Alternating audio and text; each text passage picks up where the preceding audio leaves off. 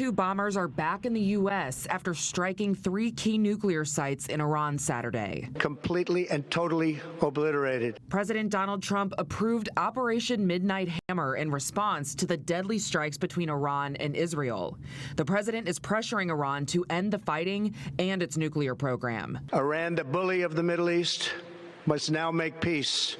If they do not, future attacks will be far greater and a lot easier. Iranian officials say they can recover quickly from the U.S. strikes and plan to retaliate. Former Biden Pentagon spokesperson Chris Marr warns that tens of thousands of American troops in the Middle East are in danger. We have a lot of defensive capabilities, and we should fully expect that Iran will attack those assets. Senior White House officials say President Trump gave congressional leaders a courtesy heads up, but he did not ask Congress for approval.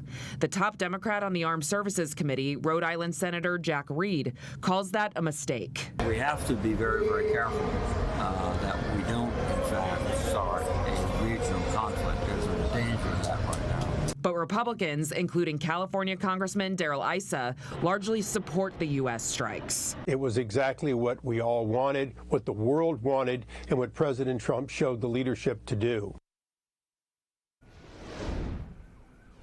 And President Trump is also hinting at regime change in Iran, despite administration officials saying the U.S. wanted to restart talks with the country. And the president is planning on meeting with his national security team later today.